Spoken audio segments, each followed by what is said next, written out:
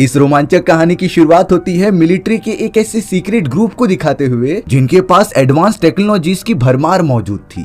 दरअसल ये गवर्नमेंट द्वारा एक सीक्रेट ग्रुप बनाया गया था और वो सब ऐसे खतरनाक मिशन परफॉर्म करते हैं जिसे कि मिलिट्री फोर्स भी नहीं कर पाती। उन सभी सोल्जर्स के पास तो अपने हिसाब से अलग अलग टाइप की पावर्स भी मौजूद थी। मिलिट्री की उस सीक्रेट टीम को जनरल हॉक लीड करते थे। अब हमें फ्रांस में कुछ सालों पहले का सीन दिखाया जाता है जहाँ पर एक अपराधी को राजा ने पकड़ लिया था। दरअसल ये आदमी राजा के लिए काम किया करता था, बट उसने अब उसे धोखा दे दिया है, इसीलिए राजा उस आदमी को सजा देने के लिए कह रहा था। वो आदमी तो बहुत ही ज्यादा गुस्सा होता है और राजा से कह रहा था कि मेरी सेना जरूर आएगी मुझे छुड़ाने के लिए। अब राजा के सैनिकों ने सजा के तौर पर बहुत ही ज्यादा जलते हुए मास्क को उस आदमी के मुंह पर लगा दिया था, जिससे कि वो अपनी पूरी जिंदगी इसी मास्क के अंदर कैद रहे। अब हमें प्रेजेंट टाइम में जेम्स नाम का एक बिजनेसमैन दिखाया जाता है जो कि एक कॉन्फ्रेंस में बड़े बड़े उद्योगपतियों से बात कर रहा था। दरअसल जेम्स की कंपनी ने इतने सालों से एक्सपेरिमेंट करके ऐसे खतरनाक हथियार तैयार कर लिए होते हैं जिसे दुश्मनों पर वार करने पे उनकी पूरी सेना के साथ साथ पूरी सिटी भी खत्म हो सकती थी।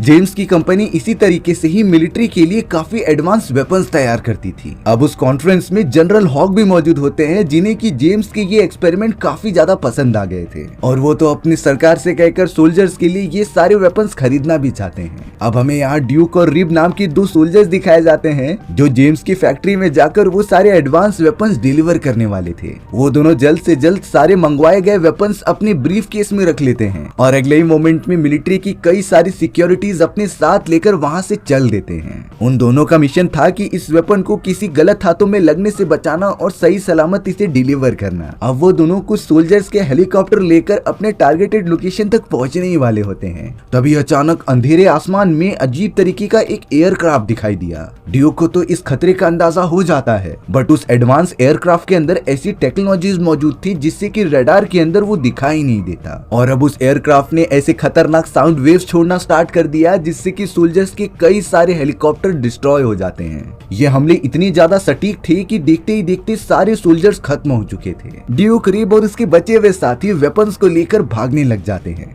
तभी उस एयरक्राफ्ट के अंदर से एना नाम की एक एजेंट बाहर निकलती है जो कि उस वेपन को हथियाना चाहती थी। हालांकि बाकी सोल्जर्स एना और उसके लोगों पर हमला करते जा रहे थे, लेकिन उनके ऊपर तो किसी भी गोलियों का असर ही नहीं होता। ऐसी टेक्नोलॉजी तो ड्यूक एंड रिब भी देखकर एकदम चौंक जाते हैं। एना के सोल्जर्स ने तो बाकी लोगों पर हमला करना भी स्टार्ट कर दिया था, जिस धमाके के अंदर रिब भी घायल हो जाता है। ड्यूक तो रिब को किसी भी तरीके से बचाकर एक सेफ जगह पर लेकर आ गया था, लेकिन अब एना के हाथ वो वेपन का ब्रीफ केस लग गया होता है, जिससे कि अगर वो अपने साथ लेकर चली गई तो उसका बहुत ही गलत यूज हो सकता था। ड्यूक इसीलिए अपनी जान जोखिम में डालकर एना के सामने चले जाता है उस ब्रीफ केस को लेने के लिए। एना के सभी सोल्जर्स ने ड्यूक को घेर लिया था और वो उसके ऊपर हमला करने वाले थे, लेकिन एना उन्हें रोक देती है और खुद ही ड्यूक को आकर मारने लग जाती है। देखकर लग रहा था कि ड्यूक उन सभी सोल्जर्स का सामना कभी कर ही नहीं सकता, लेकिन तभी आसमान में से एक और फाइटिंग जेट आ जाता है जिसके अंदर से स्नेक आय नाम का एक सोल्जर नीचे कूद पड़ा था, जो कि बिलोंग करते थे गवर्नमेंट द्वारा बनाई गई उस सीक्रेट ग्रुप में से। अब स्नेक आय और उसके सभी साथी ड्यूक की मदद करते हैं एना को मारने के लिए। एना के सोल्जर्स खत्म हो चुके थे, इसीलिए वो वेपन्स के ब्रीफ केस लेकर वहाँ से भागने लग जाती है, लेकिन ड्यूक उसे ऐसा करने नहीं देने वाला था। वो तो लगातार एना से फाइट करता रहता है और वो वेपन्स वाला ब्रीफ केस अपने हाथ में ले लेता है। एना तो फिलहाल के लिए अपनी जान बचाकर वहाँ से दूर चल पड़ी थी।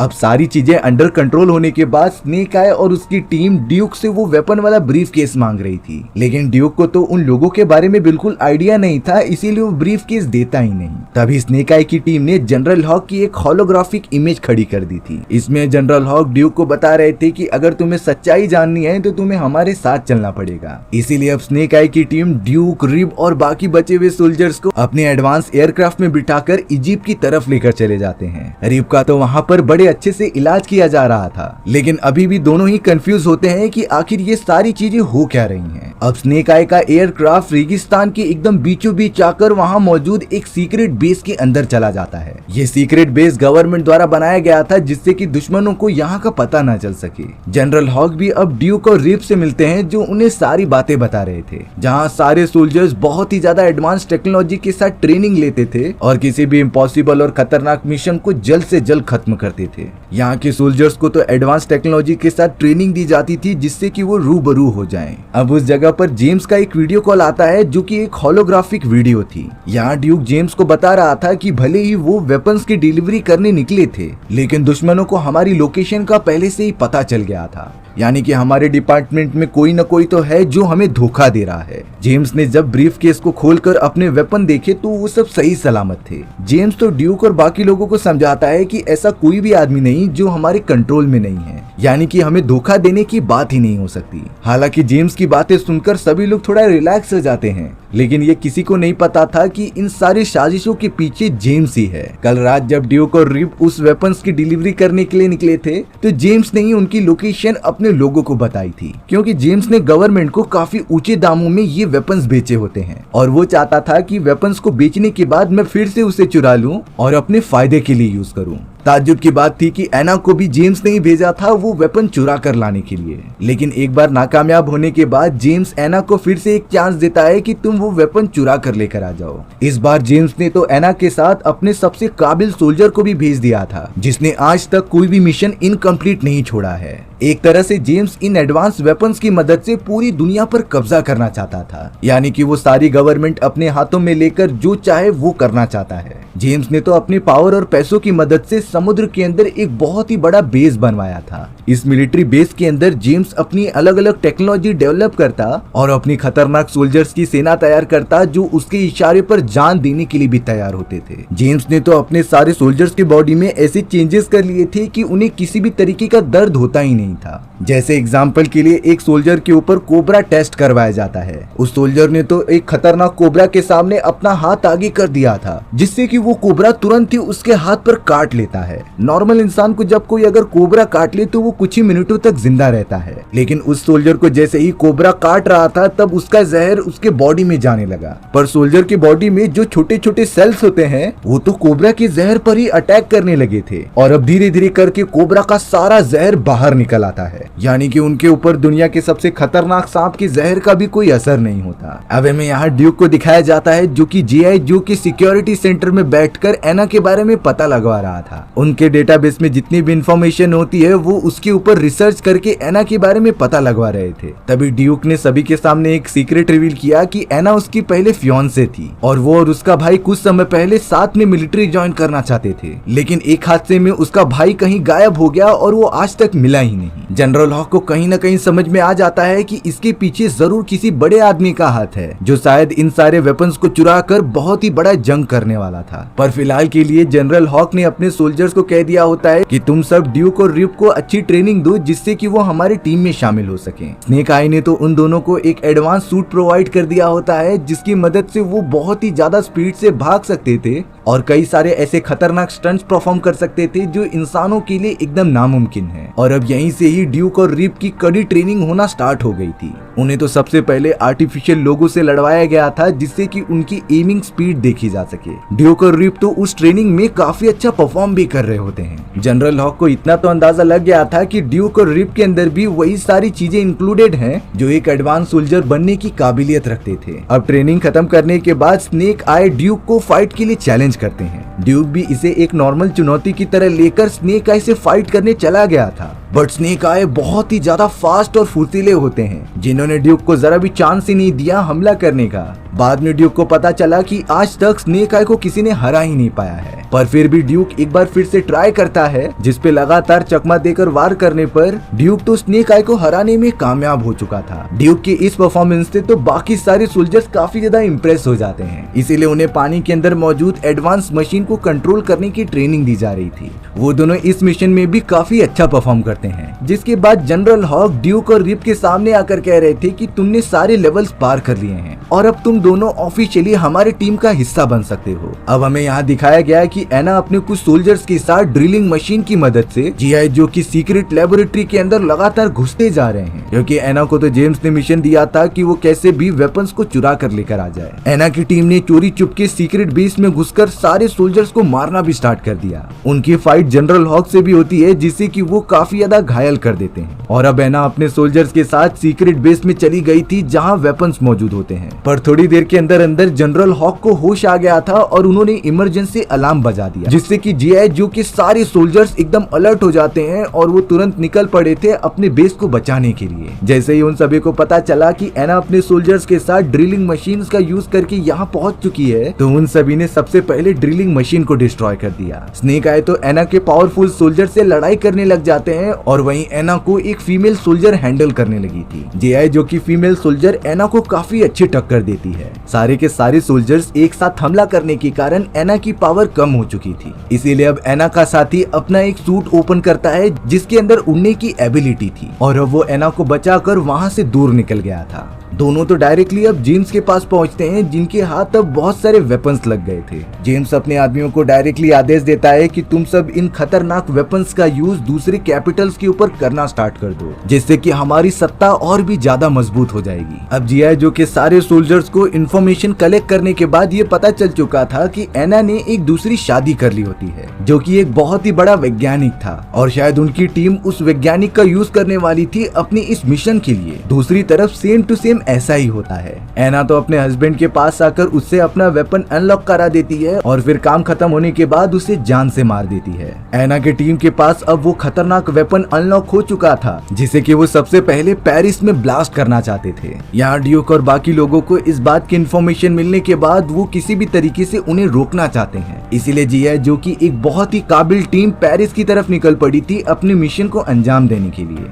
उन्हें जल्द से जल्द एना की लोकेशन मिल जाती है जिसके पास वेपन्स मौजूद थे, इसलिए ड्यूक के साथ और भी सारे सोल्जर्स लगातार उनकी कार का पीछा करने लग जाते हैं। ड्यूक और उसके दोस्तों ने तो काफी एडवांस सूट पहने हुए थे जिससे कि उन्हें कोई ज्यादा चोट नहीं लगती, बट अब एना ने अपनी कार को काफी ज्यादा एडवांस कर लिया था जो उनके ऊपर साउंड वेव से हमला करती है। हालांकि ड्यूक और उसके साथियों की कार्स और व्हीकल्स खराब हो चुके थे, बट वो फिर भी उनका पीछा करते रहते हैं। एना ने तो उन्हें रोकने के लिए रास्ते में काफी ज्यादा तबाही मचा दी थी जिससे कि सारे रास्ते ब्लॉक हो जाते हैं। एना अब उस वेपन को लेकर बिल्डिंग के टॉप फ्लोर पर चली गई थी। वो तुरंत ही वेपन की ब्रीफकेस को ऑन करके आईफिल टावर के ऊपर फायर कर देती है और अब इस वेपन की इफेक्ट की वजह से आईफिल टावर पूरा का पूरा पिघलने लगा था। ये ऐसा खतरनाक वेपन होता है कि जिसे कि अगर रोका नहीं गया तो ये धीरे धीरे सामने आने वाली सारी चीजों को पिघलाते जाएगा। ग्रीन कलर की लिक्विड जिस चीज पर भी गिर रही थी वो धीरे धीरे पिघलती जाती है। ड्यूक अब किसी भी तरीके से इन चीजों को रोकने के लिए टॉप फ्लोर पर चला जाता है और हेलीकॉप्टर में कूदकर उस डिवाइस को बंद कर देता है, जिससे कि वेपन का असर तो खत्म हो गया था लेकिन आईफिल टावर का बेस जलने के कारण वो अब नीचे गिरने लगता है। टावर गिरने के बाद शहर में काफी बड़ी तबाही हुई थी। एना और उसके साथियों ने तो अब ड्यूक को रंगे हाथों पकड़ लिया था जो उसे अपने बेस में लेकर जाते हैं। ड्यूक को तो जेम्स के आदमी काफी ज्यादा टॉर्चर करने लगे थे और अब शायद जेम्स ड्यूक को भी अपने सभी सोल्जर्स की टीम में शामिल कर लेगा, बट यहाँ एना ने जब ड्यूक को देखा तब उसे कुछ अजीब तरीके के विजन्स आने लगे थे। दरअसल एना ड्यूक के साथ गुजारे हुए वो अच्छे पल याद करने लग जाती है जब वो दोनों मिलकर शादी करने वाले थे। यानी कि जेम्स ने जानबूझकर एना की सारी यादें मिटा दी हैं और अपने सोल्जर्स की टीम में शामिल किया है। अब यहाँ जीआई जो की पूरी टीम ड्यूक के माइंड में लगे हुए एक चिप की मदद से उसे ट्रैक कर रही थी। यानी कि उन सभी को पता चल चुका होता है कि ड्यूक को कहां पर छुपाया गया है, इसीलिए अब जनरल हॉक अपने सोल्जर्स की पूरी टीम तैयार कर लेते हैं हमला करने के लिए। यानी कि अब उन्हें जेम्स के उस सीक्रेट बेस के बारे में भी पता चल गया था। वो सब तो जल्द से जल्द अपने एडवांस स्पेसक्राफ्ट में बैठकर बर्फ के अंदर पानी में जाने लगे थे। यहाँ जेम्स तो अब अपने आदमियों से कहकर वही सारे वेपन्स ब्लास्ट करने की तैयारी कर रहा होता है जिससे कि कई सारे देशों को डर का एहसास हो। अब लगातार जीआई जो के सभी सोल्जर्स सीक्रेट बेस में जाने लग जाते हैं जहाँ पर ड्यूक को कैद किया गया था। यहाँ ड्यूक के ऊपर तो अब कुछ एक्सपेरिमेंट किए जा रहे थे, यानी कि उसकी याददाश्त भुलाकर सोल्जर्स की टीम में शामिल कर दिया जाएगा।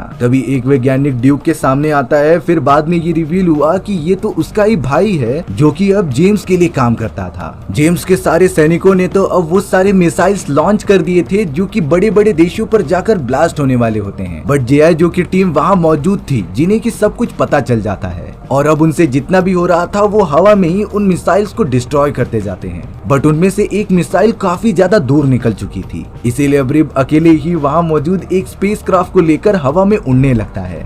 यानी कि अब उससे मिसाइल को रोकना होगा शहर पर ब्लास्ट होने से पहले। वहीं अब बाकी सोल्जर्स जेम्स के बेस के अंदर घुस गए थे जो सामने आने वाले सभी को मारते जाते हैं। जनरल हॉक तो लगातार उन सभी को गाइड कर रहे थे। ड्यूक के ऊपर एक्सपेरिमेंट किया ही जाने वाला होता है, तभी अचानक एना सामने आकर उन सभी को रोकती है। यानी कि एना को कहीं न कहीं थोड़े विजन्स याद आ रहे थे, इसीलिए वो ड्यूक के पास वापस आ रही थी। बट ड्यूक को पता था कि एना अभी भी उन सभी के कब्जे में है। एना के दिमाग में लगे गए उस चिप को डीएक्टिवेट कर देता है, जिससे कि अब एना किसी के भी कंट्रोल में नहीं रहेगी। स्नेक आई भी अब बेस में आकर जेम्स के खतरनाक आदमी से लड़ाई करने लगे थे। दोनों के बीच घमासान फाइट होती है, बट स्नेक आई ने तो अब ड्यूक की फाइटिंग टेक्निक अपनाकर उस सोल्जर को खत्म कर दिया था। अब हमें यहाँ व्हाइट हाउस के अंदर दिखाया जाता है, जहाँ प्रेसिडेंट के सारे बॉडीगार्ड्स बहुत ही ज्यादा चौकन्ने हो गए थे, क्योंकि इन सारी चीजों से प्रेसिडेंट की जान को खतरा हो सकता था। बट अचानक उन सभी बॉडीगार्ड्स में से एक जेम्स का आदमी होता है, जो लगातार सारे बॉडीगार्ड्स पर हमला करने लगा था। यानी कि अब प्रेसिडेंट भी जेम्स के कब्जे में हो चुके हैं। वहीं पर रिब अब किसी भी तरीके से स्पेसक्राफ्ट की मदद से उस मिसाइल को डिस्ट्रॉय करने की कोशिश करता है, लेकिन देखकर ऐसा लग रहा था कि वो मिसाइल शहर पर ब्लास्ट हो जाएगी। इससे पहले रिब ने स्पेसक्राफ्ट में मौजूद एक सोनिक बीम की मदद से